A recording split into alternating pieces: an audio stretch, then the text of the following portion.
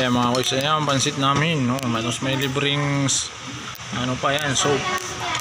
Tapos may mga itlog-itlog pa ng bubo. Ayan, ayan. Kain George. Ayan, pansit namin. Kain George! Mangan tamo! May suka pa, tsaka toyo. Ayan.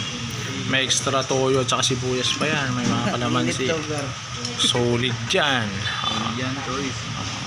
Anong review mo dito sa foods na sineserve nila? Sa Aling Loling Store. Anong ulang sarap?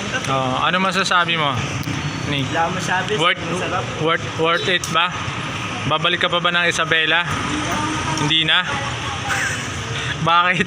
Masakit yung feet mo kakabiyahe? Nagmumotor lang kasi yung mga kuys yan kasama namin. Ano, kakain na ako.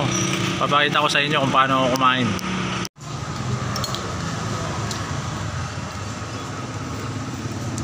First bite, magugutom na naman yung mga marites dyan.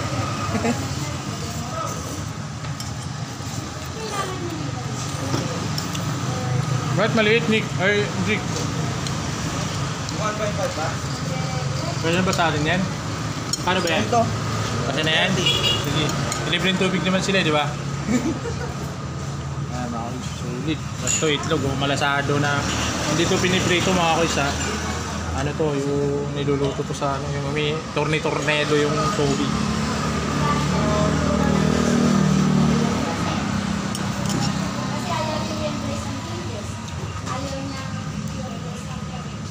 Yung taong Bicol lang, may special na pansit sa Bicol is ano, pansit ba to sa Bicol? May bulkan ba yun?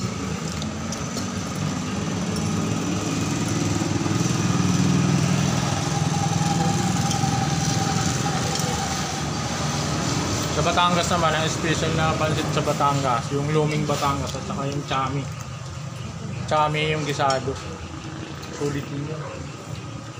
Punta kami doon kaya ano eh, yung vlogger, yan o. Ay, hindi pala vlogger yun, yung sikat doon.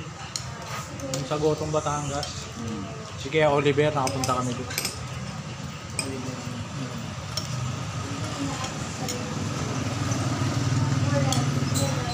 Kanya-kanya pala tayo nito. Oh, meron pa kang mga kuys, oh.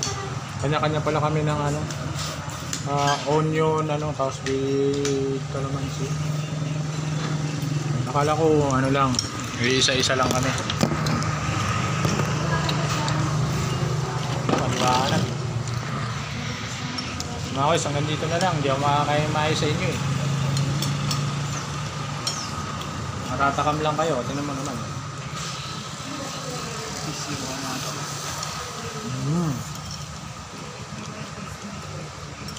Naghintay ka ba?